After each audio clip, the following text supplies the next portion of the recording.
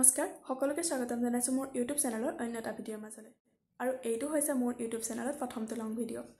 আৰু আজিৰ এই ভিডিঅ'টো বিশেষকৈ মই বনাইছো ফাকুৱা উৎসৱৰ উপলক্ষে কাৰণ আজিৰ পৰা আমাৰ সত্ৰত ফাকুৱা উৎসৱ ষ্টাৰ্ট হৈ গৈছে আজি হৈছে মেখটা কাইলৈ হৈছে মহাপূজা পৰহিলৈ হৈছে জিৰণি তাৰ পিছদিনা হৈছে ফুৰণি মানে আমাৰ সত্ৰত বেঙেনাটি সত্ৰত চাৰিদিনীয়াকৈ ফাকুৱা উৎসৱ উদযাপন কৰা হয় যাৰ উপলক্ষে আজি মেখটা উদযাপন কৰা হৈছে গাইস এতিয়া আমি আহি পেলাই ইফালে ঘৰ বনাই আছে কিন্তু ঘৰ এতিয়ালৈকে কমপ্লিট হোৱা নাই কাৰণ বৰষুণ দিছিলে কাৰণে মানে কি হ'ল বস্তুটো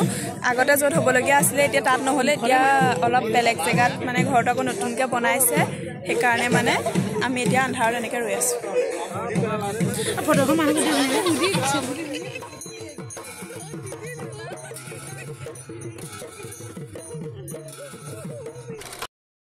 মেঘটা উৎসৱৰ উদযাপন কৰাৰ মোৰ বৈশিষ্ট্য এয়ে যে যেতিয়া শ্ৰীকৃষ্ণই গোপীসকলৰ লগত যমুনা নদীৰ পাৰত আনন্দৰ উৎসৱ পালন কৰি আছিল তেনে সময়তে মেঘ নামৰ এটা অসুৰে দূৰৰ পৰা তেওঁলোকক লক্ষ্য কৰি আছিল আৰু তেওঁলোকৰ মাজৰে এগৰাকী গোপীক হৰণ কৰি নিছিল শ্ৰীকৃষ্ণই এই কথা গম পাই যেতিয়া গোপীগৰাকীক বিচাৰি গৈছিল তেতিয়া অসুৰটোৱে শ্ৰীকৃষ্ণক দেখি